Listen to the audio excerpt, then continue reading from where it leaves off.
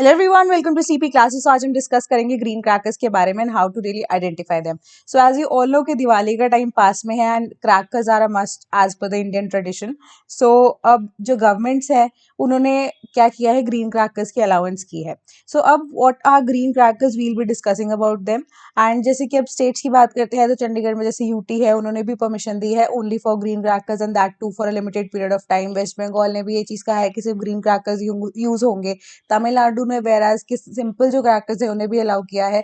And ऐसी बहुत सारी फर्दर स्टेट्स है जिन्होंने सिर्फ और सिर्फ ग्रीन क्रैकर्स के लिए ही अलाउंस दी है, that too for a limited period of time. So how to really identify them, we'll just learn about it. तो सबसे पहले आज का एजेंडा है कि हम इंट्रोड्यूस कराऊंगी मैं आपको कि एक्चुअली में मीनिंग क्या होता है ग्रीन क्रैकर्स का and how to really identify them, क्या डिफरेंस रहता है नॉर्मल क्रैकर्स से। ठीक है, आइडेंटिफिकेशन प्रोसीजर में आप उसे आइडेंटिफाई कैसे कर सकते हैं एंड एनजीटी का रोल क्या रहता है as per the green crackers के बारे में हम डिस्कस करेंगे एंड साथ ही साथ समराइज करेंगे इस लेक्चर को। सो लेटर ऑन, अभी इंट्रोडक्शन की बात करें तो दिवाली के टाइम पे गवर्नमेंट ने फर्दर ग्रीन क्रैकर्स की अलाउंस दी है, that I have already discussed with you.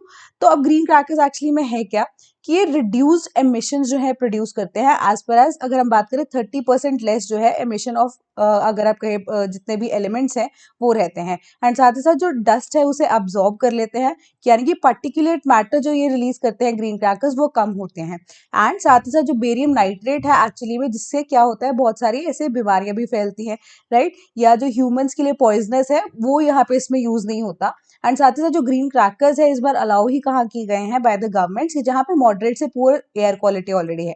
सो यहाँ पे अब ग्रीन क्रैकर्स में लेस हैजार्डस कंपाउंड जो है वो यूज किए जाते हैं। सो अब आइडेंटिफिकेशन की बात करें ग्रीन क्रैकर्स की, तो एक्चुअली में जो ग्रीन क्रैकर्स है वो council of scientific and industrial research के द्वारा, यानी कि CSIR के द्वारा ही बनाए गए हैं and specially have a NEERI लोगो। ठीक है, इसे हम लेटर ऑन भी डिस्कस करेंगे।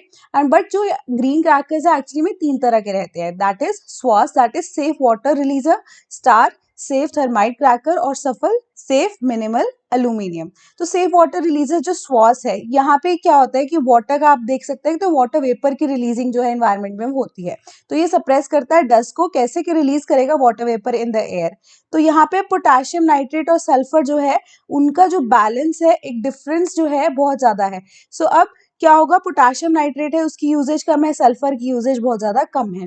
सो अब रिड्यूस पार्टिकुलेट डस्ट जो है ये प्रोड्यूस करता है, as a result environment friendly ये बन जाता है।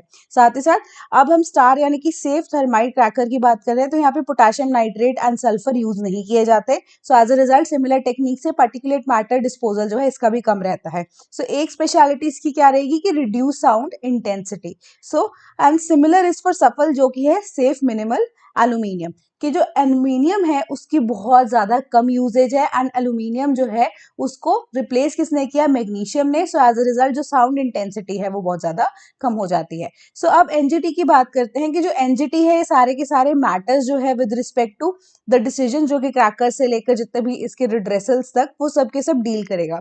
तो एनजीटी जो है जो हमारा नेशनल ग्रीन ट्राइब्यूनल जो है, इसे स्टैब्लिश किया गया था 18 अक्टूबर 2010 को। एंड एक्ट क्या था, नेशनल ग्रीन ट्राइब्यूनल एक्ट 2010 का। तो अब इसका क्या काम है कि environment related cases, natural resources required जितने भी केसेस रहते हैं वो सारे डील करता है। साथ ही साथ कॉम्पेंसेशन एंड रिलीफ प्रोवाइड करता है टू द पार्टीज, और एक स्पेशलाइज्ड बॉडी है जो पर्टिकुलरली किस चीज के लिए है, अगर हम बात करें with respect to environment and natural resources. तो अब इसका मेन काम क्या है, तो मेन काम यही है कि स्पीडी जस्टिस प्रोवाइड करे एंड साथ ही साथ जो हाई कोर्ट है उसका बर्डन कम करे। अब स्पीडी जस्टिस से क्या होगा, विद इन 6 मंथ्स का टाइम पीरियड होता है जिसमें इनको जो केसेस है वो डिस्पोज ऑफ करने ही होते हैं। तो सीट की बात करें तो दिल्ली जो है प्रिंसिपल प्लेस है इनका।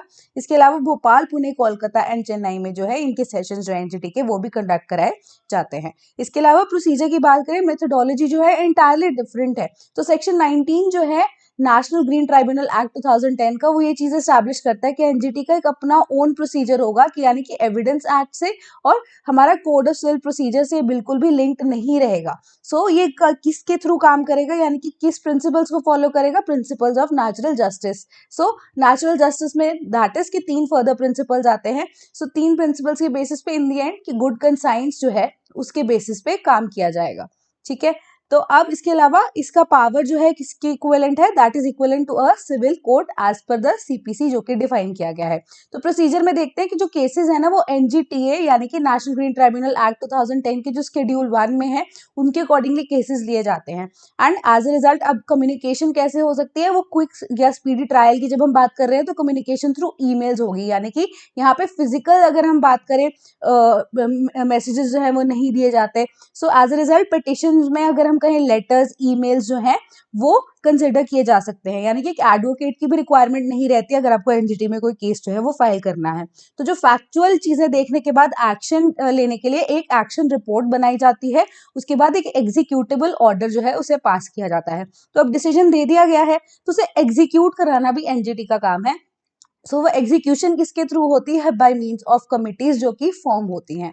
सो अब वो कंप्राइज किसके थ्रू करती हैं, ये जो कमिटीज हैं उसमें कौन कौन होता है, that is farmer high court के जजेस होते हैं, चीफ सेक्रेटेरिएट्स होते हैं, ठीक है। इसके अलावा अगर हम बात करें सब्जेक्ट मैटर एक्सपर्ट जो है वो भी इन कमिटीज में अपॉइंट होते हैं। तो इनका बेनिफिट क्या रहता है कि एग्जीक्यूशन जो है उसके थ्रू क्या होगा कि अब 6 महीने के अंदर अंदर डिसीजन दे रहे हैं तो स्पीडी डिस्पोजल है, स्पीडी डिस्पोजल से क्या होगा कि जो एनवायरमेंट को फर्दर डैमेज है वो होने से बच जाएगा, कंट्रोल हो जाएगा।